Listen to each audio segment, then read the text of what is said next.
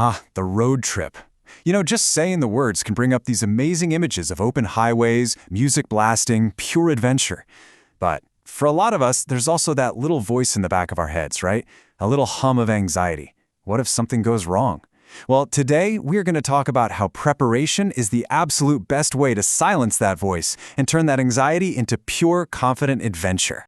So, which is it going to be, adventure or anxiety? Here's the great news. The answer is totally in your hands.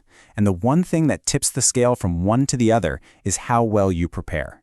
That is exactly what we're going to break down right now. Okay, part one is all about building that solid foundation for a stress-free drive. This is all the stuff you do before your wheels even start turning. Get this right, and you're building a serious layer of peace of mind for the road ahead. Now, we all know to check the gas tank, right? But let's go deeper. What are those checks, the less obvious ones, that not only prevent a total breakdown, but can actually save you real money along the way? The answer might just surprise you. Check this out. This number right here, it's like a hidden tax for not paying attention. If your tires are just 10 psi underinflated, you could be losing up to 3% on your fuel efficiency. Now, on a long trip, that adds up. That's real cash you're basically just throwing out the window. This is about being safe, for sure, but it's also about being smart. So, let's run through the absolute essentials. First, tire pressure and tread depth. That pressure check saves you money, and the tread gives you grip when you need it most.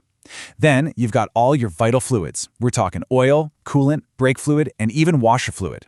Give your brakes a feel. They should be firm, never spongy or soft. And finally, a quick check of your lights, signals, and battery can stop some of the most common and frankly most annoying roadside headaches before they even start. The whole point of an emergency kit is to make you self-sufficient. So yeah, you need the basics like first aid and jumper cables. But think beyond that. A really bright flashlight with extra batteries, not just your phone's light. A full-size spare tire, if you can swing it, is a game changer over one of those little donuts. And here's one people always forget. A physical, written-down list of emergency contacts. Seriously, what's your plan if your phone dies or gets broken or lost?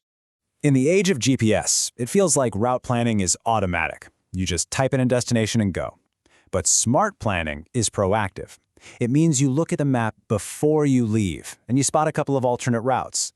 This isn't about planning to get lost. It's about having a plan B ready to go. So when that unexpected traffic jam or road closure pops up, you can just calmly detour without missing a beat. Okay, the car is prepped, the route is planned. Let's talk about the journey itself. Because once you're out there, one of the biggest dangers isn't necessarily another car or bad weather. It's you. More specifically, it's driver fatigue. Have you ever been driving tired and you feel your head nod for just a split second? That's not just dozing off. It has a name. It's called a microsleep. It's this brief, totally involuntary moment where your brain literally just checks out. It can last for a fraction of a second or up to 30 seconds. This is what's happening when you try to push through it, and it is terrifyingly dangerous. So here's the thing. You can't fight fatigue, but you can and you must manage it. The strategy is simple, and honestly, it's non-negotiable. First, take breaks. A real break. Get out of the car and stretch every 2 hours or so. Second, set a hard limit. No more than 8 to 10 hours behind the wheel in a day. And third, this is the golden rule. If you feel drowsy, you pull over. Find a safe spot, take a quick nap. It might just save your life.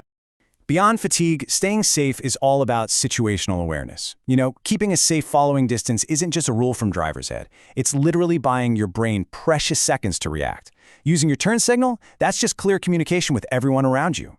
And keeping an eye on the weather and your fuel gauge, that's all about staying in control and never letting yourself get forced into a bad spot. Okay, for this next section, we're going to level up. Think of this as a masterclass in vigilance. The ideas here are really powerful tools that every single driver can use to build a much higher sense of awareness on the road and off. And this chart illustrates the difference perfectly. See, standard safety is reactive. You park in a lit area. Heightened vigilance is proactive. You have your keys out and ready before you even get to your car. You don't just lock your doors once you're settled, you lock them the instant you get inside. It's a total mindset shift from just being aware of what's happening to always thinking one step ahead. Now this right here, this is a hugely important, potentially life-saving piece of advice. If you're in a minor fender bender, your first instinct is to jump right out of the car. But what if the location feels off? Don't do it. Stay in your locked car, make eye contact, and signal the other driver to follow you to a safe, busy, well-lit place like a gas station. This one move prevents you from becoming vulnerable in a confusing moment. So, how do we make all this a habit? Well, it boils down to a few simple things you do over and over again. Locking your doors becomes an instant reflex. You always scan your surroundings before getting in or out. You always choose busy, well-lit places to stop. And maybe the most important one of all, you always trust your gut.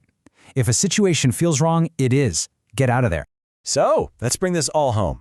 We've talked about prepping your car, managing yourself on the road, and developing this heightened sense of vigilance. The big takeaway here isn't about being scared or paranoid. It's about connecting all these habits to build real, unshakable confidence every time you get behind the wheel. And that's really the bottom line. This isn't about fear. Meticulous planning and a vigilant mindset are about empowerment. They are universal tools that give every single one of us a sense of control and true confidence, whether we're driving across the country or just down the street to the grocery store. So I'll leave you with this question to think about. After everything we've talked about, what is one small change, one little habit you can start today that could instantly boost your confidence behind the wheel? Just think about it, and stay safe out there. Please like, subscribe, and get notified.